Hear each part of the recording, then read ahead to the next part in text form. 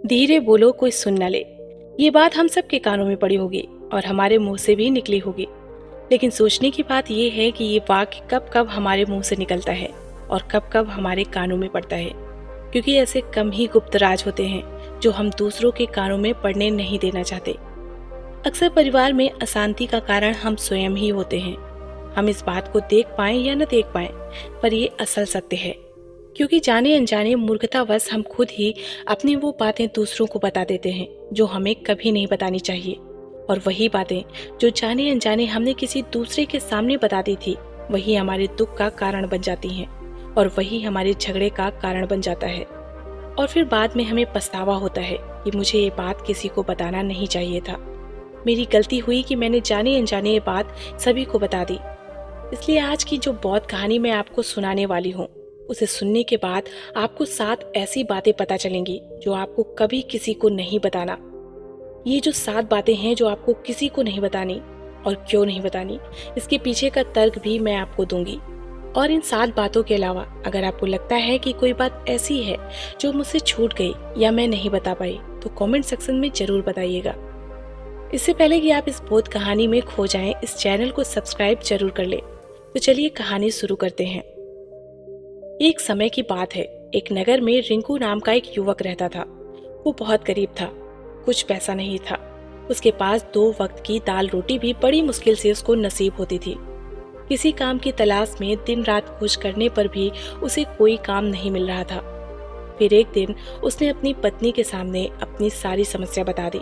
उसने अपनी पत्नी को कहा कि मैं जिस जगह भी काम मांगने के लिए जाता हूँ, तो हर कोई मुझे ये कहकर काम नहीं देता कि हमारे यहाँ काम की जरूरत नहीं है। मैं काम की तलाश कर करके थक चुका हूँ। मुझे समझ नहीं आता कि मैं तुम लोगों का पेट कैसे भरूंगा, अपने बच्चों को कैसे पालूंगा, और ये चिंता मुझे दिन रात खाए जा रही है।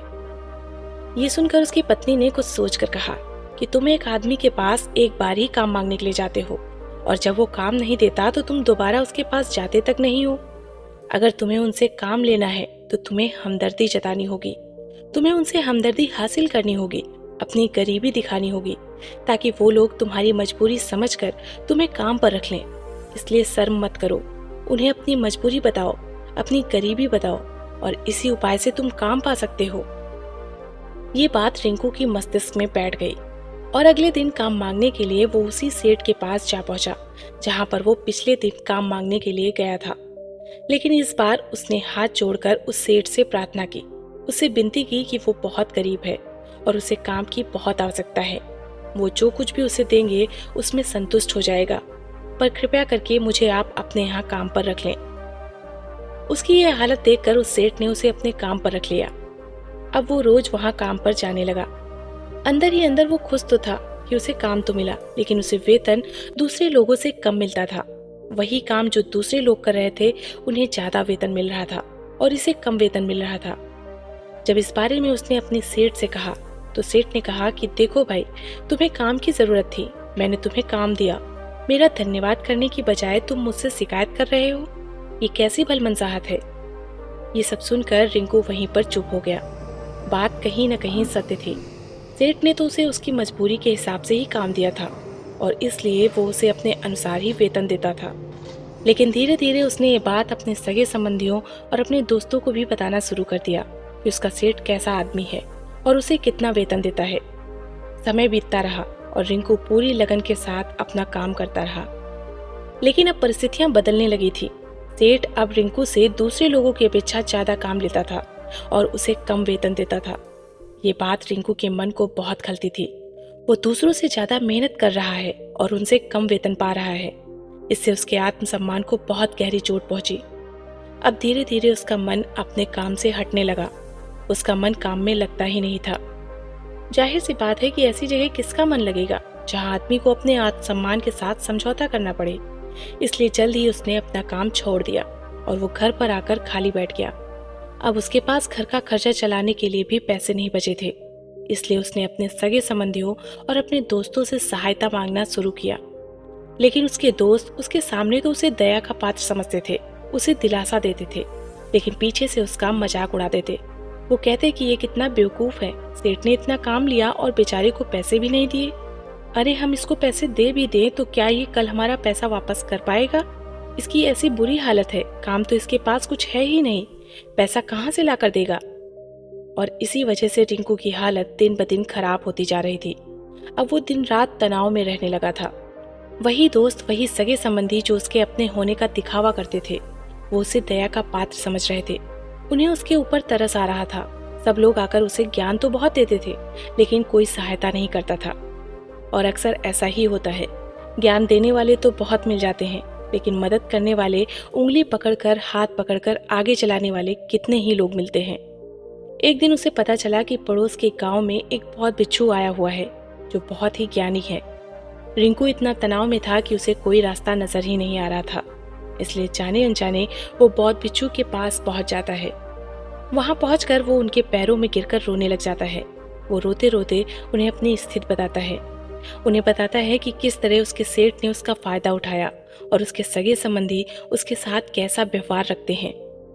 सारी बातें सुनकर बिच्छू ने उसे चुप कराते हुए कहा कि ये सारी समस्याएं तुम्हारी बुद्धिहीनता, तुम्हारी मूर्खता के कारण उत्पन्न हुई हैं। अगर तुम्हारे अंदर विवेक होता तो इनमें से एक भी समस्या तुम्हारे चित्त को दुखी नहीं कर सकती थी, लेकिन तुमने अपने अविवेक के कारण, अपनी मूर्खता के कारण खुद ही अपने रास्ते में कांटे बिछा दिए हैं। आज मैं तुम्हें ऐसी 7 बातें बता रहा हूँ जो भूल कर भी किसी को मत बताना, और इन बातों का अनुसरण करते हुए तुम बाहर से मिलने वाले हर एक दुख को दूर कर सकते हो जो बेवजह दुनिया की वजह से तुम्हारे अंदर पनपते हैं। पहली बात जो किसी को नहीं बताना चाहिए वो है अपनी मजबूरी। अपनी मजबूरी का दिखावा करके दूसरों का दया पात्र बनकर उनकी सहायता लेने की गलती कभी मत करना। हो सकता है कि आज वो तुम्हारी मजबूरी देखकर तुम्हारी सहायता करें, लेकिन कल वो तुम्हारा फायदा उठाने से भी नहीं चूकेंगे, और अगर फायदा भी नहीं उठाया तो दूसरों के सामने तुम्हारा मजाक बनाने में वो आदमी कभी नहीं चूकेगा। इसलिए कभी भी अपनी मजबूरी का दिखावा मत करो। अगर घर में 2 रोटी है, सूखी रोटी है, तो वही खाकर सो जाओ, लेकिन दूसरों को इसके बारे में भनक तक नहीं लगनी चाहिए। जरा आप खुद सोचिए, मजबूरी बताने का क्या प्रयोजन होता है एक इंसान का? या तो वो दूसरों से सहानुभूति हासिल करना चाहता है या उनसे कोई आर्थिक मदद चाहता है। लेकिन अगर दोनों ही परिस्थितियां आप देखें तो दूसरा आदमी आपका फायदा उठाने से नहीं चूकेगा, और अगर वो फायदा नहीं भी उठाएगा तो अपनी नजर में तो वो आपको मूर्ख ही समझेगा, बेवकूफ समझेगा, और दूसरों के सामने आपका मजाक तो जरूर बनाएगा। इसलिए अपनी मजबूरी के बारे में कभी किसी को मत बताना।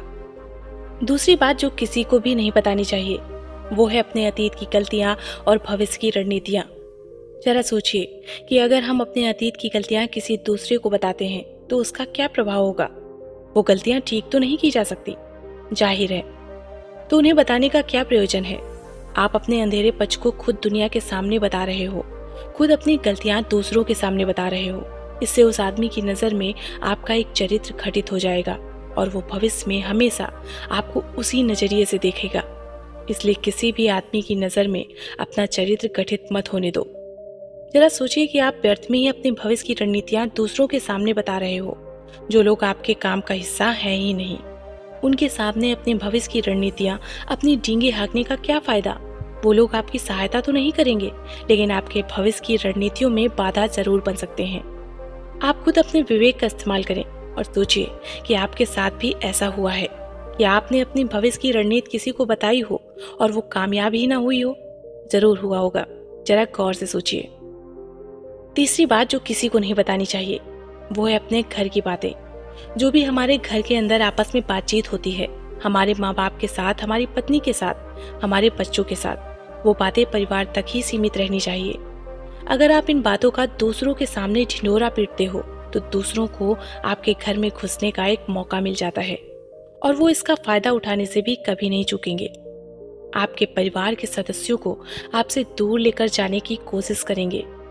अक्सर ऐसा होता है, हम समाज में देखते हैं कि हम अपने घर के झगड़ों को कम करने के लिए उन झगड़ों को अपने पड़ोसियों और दूसरे सगे संबंधियों को बता देते हैं, लेकिन इससे आपको सहायता कभी नहीं मिली होगी, बल्कि आपके घर के लड़ाई झगड़े और ज्यादा बढ़ गए होंगे, और जाहिर है वो बढ़ेंगे ही।